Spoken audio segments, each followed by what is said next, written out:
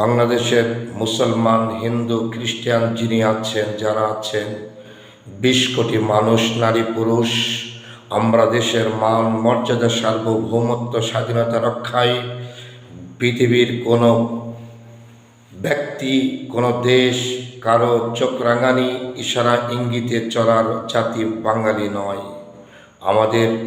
আমরা মরতে জানি, মারতে জানি, আমাদের সেই সাহসিকতার কোনো কমতি নেই। আমাদের দুধের বাচ্চা পর্যন্ত প্রতিবাদী সন্তান হয়ে পৃথিবীতে আগমন করেছে।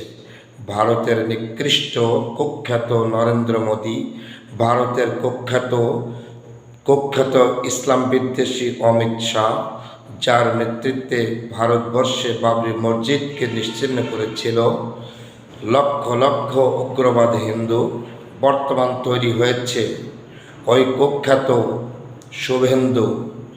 এই কুখ্যাত শুভেন্দু যদি বাংলাদেশ সীমানার কোনো একটা অঞ্চলে একটু স্নান করতে আসতো, তাহলে বুঝতে পারত বাঙালিদের হাতের ছবল কেমন। শুভেন্দু, তোমাকে বলছি, আসো বাংলাদেশে ঘুরে যাও। এখন ভারতবর্ষে উচ্চশিক্ষিত মহাজ্ঞানী পণ্ডিত, ব্রাহ্মণ, ঠাকুর, অনেক জ্ঞানী মানুষ আছে হিন্দু ভাই বোনেরা, তাদেরকে ধন্যবাদ জানাই। তারা অনেক সভ্য জাতি হিসেবে ভারতবর্ষের মডেল মর্যাদা নিয়ে আছেন। কিন্তু শুভেন্দু, অমিত শাহ, নরেন্দ্র মোদীর মতো কুখ্যাত শয়তান যারা আছে, তাদেরকে আমরা ঘৃণা করে নিন্দা করি।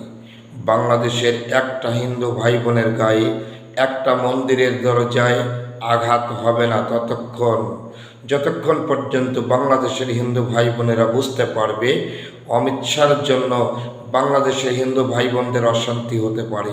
এছাড়া বাংলাদেশের একজন মুসলমান নিরপরাধ হিন্দু ভাই বোনদের উপরে চোখ রাঙানি দেবে না, নিরাপত্তা দেবে, একটা কথা বলবে না, ধমক দেবে না। আমরা মুসলমান।